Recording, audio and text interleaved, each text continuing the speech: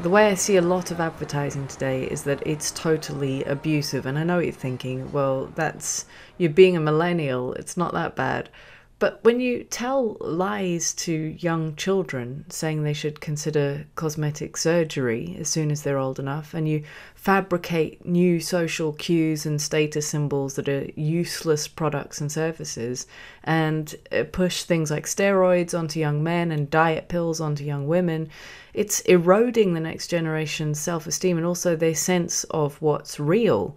And I'm currently making a video on meditation for this channel, and I'm just researching it at the moment. But one of the things I've been thinking of whilst investigating all this is the fact it's never been more important to strengthen your own mind with genuine action. It's never been more important to do something every day that does this, because the advertising of the future is going to have the capacity to be far more manipulative than what we're used to today.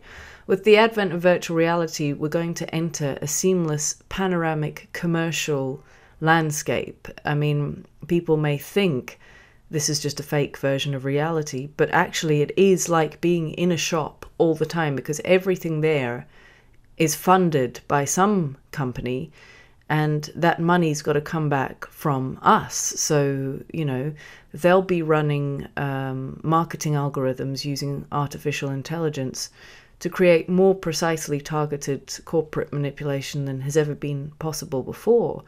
And of course we know this, but I don't think people are that afraid of it, because the brain hasn't evolved to accurately respond to these kinds of threats, and we mistakenly read our feelings of ambivalence as reliable, like, well, if I'm not worried, it can't be that bad. But we're not worried because we're not programmed to understand this. It's not the approach of a big cat on the savannah.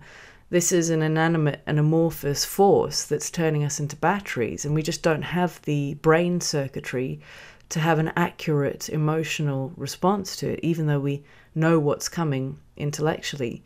Virtual reality sometimes seems like it's never going to happen in a way. It won't go mainstream.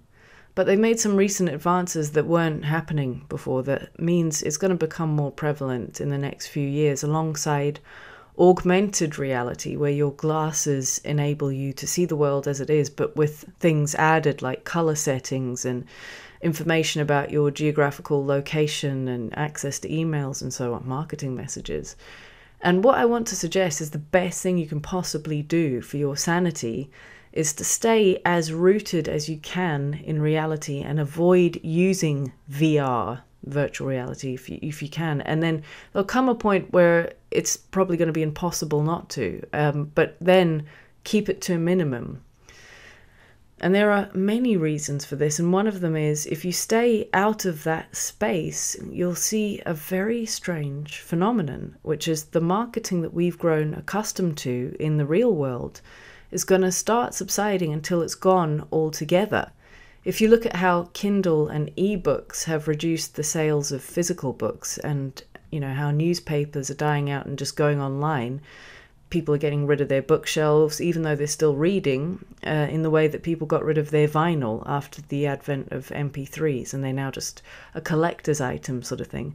The same thing's going to happen with marketing. We have physical paper ads everywhere on the high street, and screens and things, and they're on the motorways and on the walls of the underground. And my theory on the London Underground. I swear they make you walk a convoluted path from one tube line to another just so they can get you to walk past more adverts, but I'm sure TfL would deny any knowledge of this. Anyway, as we progress to augmented reality and people start wearing glasses and then contact lenses to plug into this, the ads will change a bit. They'll become more bland to the naked eye, but through your Google Glass headset, there'll be animated presentations. Following that, they'll be even less interesting to the naked eye. They might look like barcodes, which, when your glasses pick them up, will present you with an entirely personalized advert to suit the data the marketer has on you. Now, of course, you don't need any physical banners or poster holders or anything at all, because advertising can be beamed to your glasses virtually from a satellite. So perhaps they'll only stay in places where you can't get the required reception. But I think the old model of ads appearing on wall space and on the sides of buildings will remain, because the regulators won't want people to have unwanted pop-ups everywhere they go. So they'll use this system that we're used to and capable of coping with to form the template. So it will look like these images are on the sides of buildings, but when you take the headset off, there won't be anything there. Why this is worrying is that one-to-one communication between the marketer and your mind means that every ad you see will be relevant to you, as it'll be carefully tailored. And we're not currently used to that in the public spaces. A lot of the things there are just like colourful wallpaper, really. But the fact that marketers will have a direct line to you also removes the element of a collective response to these messages being possible. Because at the moment, if you see a stupid ad on TV, you can agree with the other people. It's pathetic. But what about the ads on the internet, particularly ads on sites that you visit alone and that you probably wouldn't discuss with other people, like porn sites? They get a bit more edgy and unethical. I mean, obviously I wouldn't know personally, but apparently they do, though, don't they? Like herbal Viagra, ads that imply everyone else is doing this. You don't want to be the only one who's not. If you're a woman online, it's things like weight loss and products with dubious ingredients and miracle cures for aging and so on. So if you think adverts are mean now, wait until they're a disembodied voice communicating in this way secretly to you, so there's no breach of data protection or anything. They can say whatever they want to you, and it might be based on very embarrassing data that they've collected on you from what you've been searching.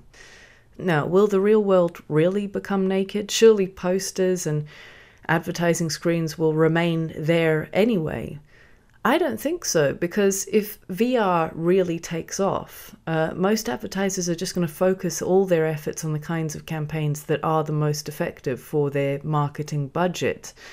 And it's a bit like phone boxes. There've been many occasions where my phone batteries died, and I presume I'll come to a phone box at some point, and there just isn't one for miles, because even though they'd be useful for all of us on that one occasion that our phone runs out, they're obviously not profitable enough for the phone company to justify their existence. So these things are about money entirely. So I can see that real world advertising is going to disappear. And the sad thing about it is that we're used to a capitalistic environment of bright colors everywhere and faux corporate advice. And it's sort of like a company. It's sort of like a friend that sees us and slags us off everywhere we go. So when you take your VR glasses off and you see the real barren world of no advertising, it's going to be a bit like teleporting to North Korea.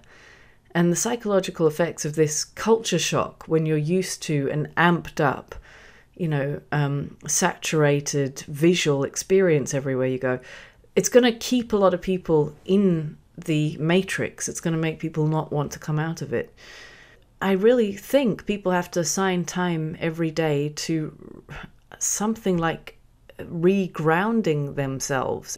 All meditation is tuning into reality, and it's quite sad, really, but that's all it is. And the word mindfulness is also kind of tragic, isn't it? So people are literally having a problem with being in their mind. They're going around like a sort of dandelion clock disintegrating in the breeze. So there's never been a better time to recognize in the past we had to be capable of physically defending ourselves. Now we have to take real action to do it mentally. Buddhists say the cause of suffering is the pursuit of things that are external, which doesn't really sound like very helpful advice, because like, all right, I'll just give up everything external. Thanks for that. But the point is the body chemically responds to your pursuit of things external to you, and those chemicals are uncomfortable. If you think about when you're in love, your body tries to help you, in inverted commas, to feel urgently drawn to the person by making their absence unbearable. And it's the same with hunger. If you need food, you're kind of chemically assisted to focus solely on that so that everything else seems grayed out and irrelevant. And if you're practicing the Buddhist techniques of feeling completely okay on your own without external pursuits, it's not that it's going to counteract these normal things, but I seriously do think these techniques make the chemical response to external pursuits a lot less painful, because they are physical practices of sitting with yourself until it's comfortable to do that, and then keeping on this practice until it's blissful to do it. And it does give you some kind of balance. It's training yourself to understand you're not going to die if you don't eat food immediately. And it sort of helps the body be in less pain. I used to think it was an intellectual pursuit, all the advice that is in Buddhism, you should stop going after things, and I thought, well, yeah, but realistically I'm never going to manage that. But it's actually a physical process. It's like weight training.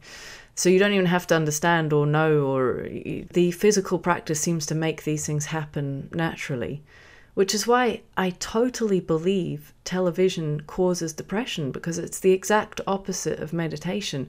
Watching TV is the practice of physically sitting there and rejecting the present moment and doing it to the best of your ability, and molding your brain into that shape that rejects reality for several hours a day. And eventually, I think your body believes that whatever is through the screen, the marketing messages, the TV programming, whatever that is, it's really important to pursue it. And it helps you pursue that stuff by making the absence of the screen uncomfortable. I think it makes the world seem empty by comparison. And then the desire to pursue the entirely artificial world being conveyed is so strong for some people. It's not a surprise that everyone wants to be famous, to the point where social media has allowed everyone to try it. So when virtual reality becomes commonplace, it'll be like watching TV and pursuing the unreal for 24 hours a day. And I think it's going to cause a tsunami of psychological problems. So the challenge for us, while it's still on the horizon, is to work really hard to build businesses and just a bit like build your own life in a way that's going to operate outside this new system and will somehow be resilient outside it, even when this is taken over. I don't really know how to do that, so I hope you'll share your thoughts below. But the only thing I can think of is to work in a field that is helping people back into reality, whether it's meditation, yoga, sport, something like massage even, because just things that are like natural human behavior. And of course, the time's going to come where it's difficult to operate outside this new matrix. So perhaps our best efforts can be put in while it's not here yet. And another part of this is cultivating a community who agrees we will communicate and work with each other in more old-fashioned ways than this, ideally in person. But we'll do things to try to retain our own functioning society that's not entirely reliant on being immersed in unreality. Please share your thoughts below. I'm always grateful to read what you say. Thanks a lot for listening, and I'll see you next time.